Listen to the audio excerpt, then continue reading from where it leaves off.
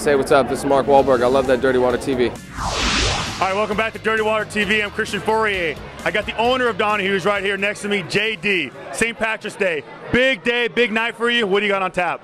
We're going to start at 8 a.m. with a traditional Irish breakfast, and we got DJ Paul Conley playing your traditional Irish music till 12 noon. And then at 12 noon on, we got Danny Gill and the Old Brigade, Boston's finest Irish band, no cover. And from 12 noon on, it's $5.99 traditional corned beef dinner. It is an absolute family affair. It is Watertown's family place. It is Metro Boston's family place for St. Patrick's Day. Well, so you definitely want to come down here. Also, Jen got to sit down with mayoral candidate Michael Flaherty.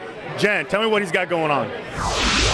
Well, we are joined now by Boston mayoral candidate Michael Flaherty. Thank you so much for joining us at Dirty Water. We appreciate it. It's great to be here. Great to be in Dirty So you Water. just announced recently you're running for mayor, and that must have been a long, tough decision. You have little kids, you have a family, and it's going to take up a lot of time. No, it did. It's exciting as well. Obviously, I care deeply about the city. I'm born and raised, and I just thought that this is a time for a new generation of leadership to step up. In Boston, politics is on par with Boston sports. It is. It's like a blood sport here. Right. And I felt it was important that the next generation, a young leader, step up and challenge the current administration and give the city of Boston a real race for a change. You are running against Mayor Menino in office 16 years. That's correct. He has a political machine. That's correct. How are you going to do this? We're going to work extremely hard, and obviously between the grassroots and the shoe leather piece, but we're also going to engage folks through the power of the web. A third of our city is in their 20s and 30s, and so coming to places like the Greatest Bar or attending sporting events is something that I've done since I was a young kid, but at the same time,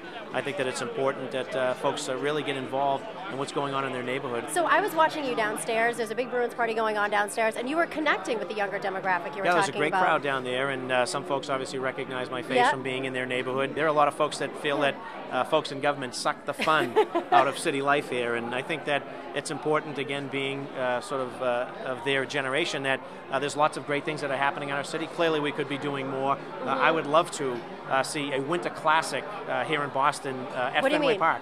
Oh, okay. Having two NHL teams, obviously the Bruins playing, maybe say the Montreal Canadiens at Fenway Park.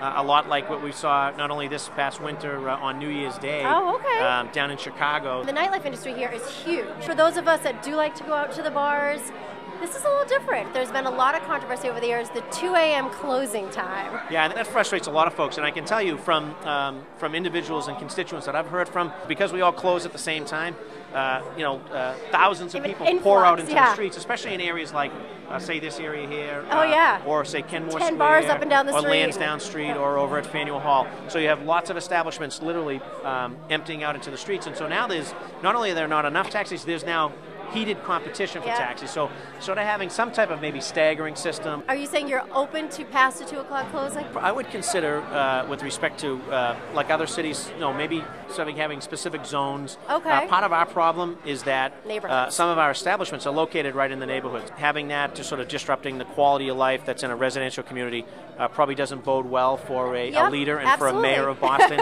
That being said, I recognize that other major cities, New York, Chicago, are two sort of examples that come to mind that are able to sort of do both. They're able to sort of expand their hours of operation, provide a venue for the younger population, for young professionals, folks that want to get out, and at the same time, they don't experience a lot of the same problems where we're dumping tens of thousands of people out at the same hour. So we'd want to do something that's fair, but at the same time, we would not want to put an onerous burden on the residential community, so it's worth the discussion. Oh, okay. That Michael Flaherty. Yes. I get it. He's a smart guy, huh? He looks like a smart guy. He's got a lot of good ideas. And maybe we can keep the bars open a little longer. I know. After 2 o'clock, that's awesome. So if you want to see the whole thing, Michael actually gave us about a half an hour of his time. It'll be uncut, the whole thing, on www.dirtywatertv.com. And up next, we're going to wrap things up from Donohue, that free beer for a year we've been talking about. Stay with us.